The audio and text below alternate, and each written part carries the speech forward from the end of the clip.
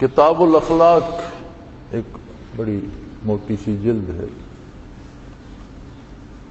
اس میں مختلف زمانوں کے واقعات نقل کیے گئے۔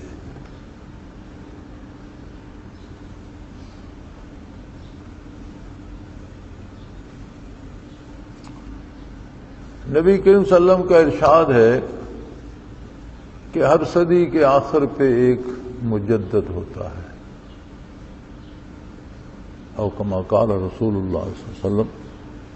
تو پھر لوگوں نے اس کی بڑی توجیحات نکالی، اپنی اپنی عقیدت کے مطابق لوگوں نے کبھی کسی کو مجدد کہا، کبھی کسی کو۔ اجماعی طور پر بر صغیر کے مسلمانوں نے جنہیں مجدد مانا وہ حضرت مجدد الافسانی ہیں، شیخ احمد سرہندی رحمۃ اللہ تعالی علیہ۔ تقریباً سارے ہی مکاتب فکر جو مسلمانوں کے ہیں وہ انہیں مجدد مانتے ہیں۔ حضرت رحمۃ اللہ تعالی علیہ اس کی تشریح یوں فرمایا کرتے تھے کہ مجدد ایک فرد نہیں ہوتا، سربراہ ایک فرد ہوتا ہے، لیکن اس کے ساتھ ہر شعبے زندگی کے افراد ہوتے ہیں جو خلوص سے ہر شعبے میں دین کے مطابق بسر کرنے کی کوشش کرتے ہیں۔ اس میں علماء بھی ہوتے ہیں، محدثین بھی ہوتے ہیں، مفسرین بھی ہوتے ہیں، فقہاء بھی ہوتے ہیں، کسان بھی ہوتے ہیں، کاروباری لوگ بھی ہوتے ہیں، کارخانہ دار بھی ہوتے ہیں، ملازم بھی ہوتے ہیں، آفیسرز بھی ہوتے ہیں، جج مجسٹریٹ وکیل بھی ہوتے ہیں، فوج کے افسر بھی۔ ہر شعبے زندگی کے لوگوں کی ایک جماعت بن جاتی ہے، اور وہ ہر شعبے زندگی میں احیاء دین کی کوشش کرتے ہیں، تو اسے تجدید دین کہتے ہیں، اور کرنے والے کو مجدد کہتے ہیں۔ تو اپنی اپنی عقیدت تو شیخ سے بے پناہ ہوتی ہے ہر ایک کو، لیکن حالات 14ویں صدی کے خاتمے اور 15ویں صدی کے شروع میں ان دو صدیوں کے حالات کا اگر موازنہ کیا جائے تو یقیناً حضرت رحمۃ اللہ تعالی علیہ اس صدی کے مجدد تھے۔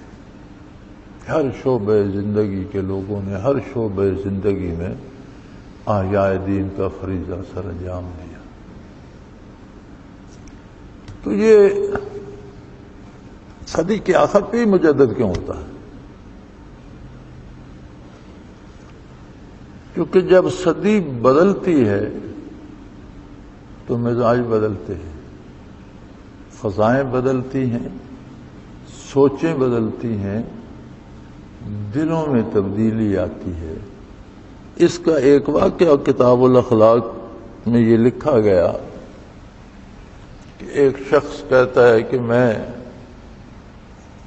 اپنے کسی کام سے دہلی پہنچا،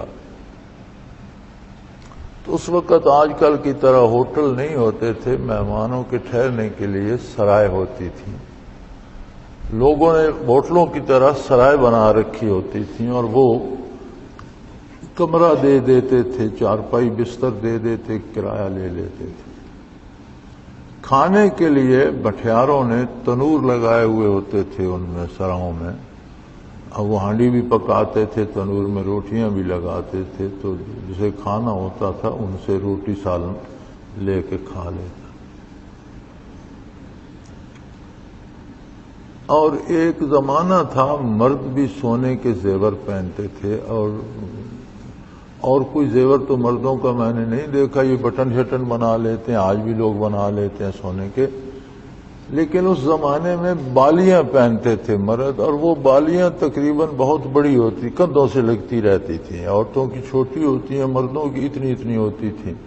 تو میرے ایک ماموں ہوتے تھے، جنگ عظیم میں مارے گئے، میں چھوٹا سا تھا تو انہیں میں نے پہنے ہوئے دیکھا، وہ پہنا کرتے تھے جب فوج سے چھٹی آتے تو گھر میں انہوں نے رکھی ہوتی تھی، دونوں کانوں میں بڑی بڑی بالیاں کندھوں سے لگ رہی ہوتی تھی۔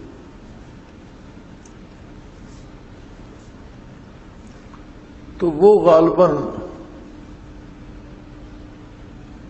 11ویں صدی کا واقعہ بیان کرتے ہیں، اب مجھے یقینی یاد نہیں کہ 10ویں کا کرتے ہیں یا 11ویں صدی ختم ہو رہی تھی۔ تو کہتے ہیں میں دہلی پہنچا، سرائے کے مالک سے ایک کمرہ لیا، تو جب میں کمرے میں گیا آرام کرنے کے لیے، فالتو لباس اتارا اور چارپائی سے، تو میں نے کہا دروازہ پھیر دیتا ہوں، تھوڑی دیر آرام کرتا ہوں۔ جب میں نے دروازہ پھیرا تو اس دروازے کے پیچھے کیلیں لگی ہوئی تھی کپڑے لٹکانے کے لیے، تو ان میں ایک جوڑا وہ مردانہ بالیوں کا لٹک رہا تھا، تو وہ تو کافی وزنی ہوتی تھی، بہت بڑی بڑی ہوتی تھی۔ تو کہنے لگے، میں بڑا پریشان ہوا اور میں سمجھ گیا کہ مجھ سے پہلے جو شخص یہاں ٹھہرا ہے نا وہ بھول گیا ہے، یہ اس نے یہاں اتار کے ٹانکی ہیں اور جاتے وقت اسے یاد نہیں رہی۔ تو کہتے ہیں میں نے بالیاں اتاری اور میں وہ جو سامنے تنور تھا اس پر گیا، وہ اس کی خاتون وہ بٹھیارن بیٹھی تھی، تو میں نے اس سے پوچھا کہ بھئی دیکھو یہ 2 بالیاں مجھے ملی ہیں، دروازے سے لٹک رہی تھیں، اور تمہیں تو پتا ہوگا کہ یہاں مجھ سے پہلے کون ٹھہرا، یقیناً اس کی ہوں گی۔ اس نے کہا جی یہاں تو جو ٹھہرتا ہے ہمارے پاس آتا ہے، 2 روٹیاں لیتے ہیں، سالن لیتے ہیں، ہم نے تو کبھی نہیں پوچھا کہ تم کس کمرے میں ٹھہرے ہو اور کہاں سے آئے ہو، کہاں جانا ہے، ہمیں تو فرصت ہی نہیں ہوتی اپنے کام سے، تو میں تو نہیں جانتی کون تھا کون نہیں تھا۔ کہتا ہے میں بڑا پریشان ہوا، پھر میں کوتوالی میں چلا گیا، میں نے واقعہ کوتوالے شہر کو سنایا کہ جناب یہ ہوا ہے اور یہ بالیاں مجھے ملی ہیں۔ تو اس نے کہا میں کیا کروں؟ میں نے کہا تم یہ جمع کر لو، منادی کراؤ، جس کی ہوں گی اسے مل جائیں گی۔ اس نے کہا میں تو اس جھنجٹ میں نہیں پڑتا، تم یہ لے جاؤ، میں پرائی دولت کو پاس رکھ کے کسے تلاش کرتا پھروں، وہیں لٹکا دو جہاں سرائے میں پڑی تھی، لے جاؤ۔ کہتا ہے بڑی پریشانی ہوئی، میں نے بڑا زور لگا کے منت سماجت کر کے کوتوال کے پاس جمع کرا دی اور واپس آ گیا، بوجھ اتر گیا دل سے کہ چلو کوتوال کے پاس جمع ہیں، کسی کو یاد آئیں گی تو سرائے میں آئے گا، سرائے والوں کو بتا دیا کہ میں نے کوتوال کے پاس جمع کرا دی ہیں تو وہاں سے لے لے گا۔ سو گیا رات کو آرام سے۔ کہتا ہے سحری کو اٹھا تو میرے دل میں خیال ہے میں کتنا بے وقوف ہوں، اتنا سونا میں نے ضائع کر دیا، تو مجھے رکھ لینا چاہیے تھا۔ بڑی بے تابی سے صبح کا انتظار کیا۔ اب میں سوچ رہا تھا کہ اس بٹھیارن کے پاس جاؤں کہ اتنے میں دروازہ کھٹکا، دیکھا کون ہے تو وہ بٹھیارن تھی۔ بھائی وہ بندہ مل گیا ہے، وہ بالیاں کہاں ہیں؟ میں نے کہا وہ تو میں نے کوتوال کے پاس جمع کرا دی تھی، وہ لا دو، وہ بندہ مجھے پتہ ہے اس کو دینی ہے۔ کہتا ہے میں نے جلدی جلدی ہاتھ منہ دھویا، کپڑے پہنے، کوتوال کے پاس پہنچا، السلام علیکم۔ وعلیکم السلام، جناب وہ بالیاں دے دیں، وہ بندہ مل گیا۔ اس نے کہا تمہیں کہاں مل گیا؟ وہ تو یہاں سے آ کر لے بھی گیا ہے، یہ رسید پڑی ہے، وہ بندہ دستخط کر کے بالیاں لے گیا۔ کہنے لگا میں بڑا پریشان ہوا، واپس آیا تو میں سوچنے لگا کہ میرا دل بھی کل ٹھیک تھا، آج بدل گیا۔ کل مجھے ان کا لالچ نہیں تھا اور آج صبح اٹھتی مجھے بھی ان کی فکر پڑ۔ کل یہ بٹھیارن نام نہیں لینے دیتی، آج صبح صبح اس نے میرا دروازہ کھٹکھٹا دیا۔ کل کوتوال لینے سے انکار کر رہا تھا، آج وہ کہتا ہے وہ بندہ ہی لے گیا، کھا پی گیا۔ یہ ہوا کیا ہے؟ کہتا ہے میں نے بہت سوچا تو مجھے سمجھ آئی کہ رات 11ویں صدی ہجری کی آخری رات تھی اور یہ کل کا دن آخری دن تھا اور یہ رات 12ویں صدی ہجری کی پہلی رات ہے، یعنی صدی تبدیل ہوئی تو مزاجوں میں اتنا فرق ہے۔ تو یہ 11ویں اور 12ویں کی بات ہے، ہم نے 14ویں ختم کی ہے اور اب ہم 15ویں میں سانس لے رہے ہیں۔ تو اسی سے اندازہ کیجئے کہ مزاجوں میں کتنی تبدیلی اور کتنی گراوٹ آئی ہوگی۔ اسی لیے تو آج آپ دیکھتے ہیں کہ ہر بندہ حقوق حقوق حقوق کہہ کر لڑ رہا ہے، فرائض کسی کے نہیں۔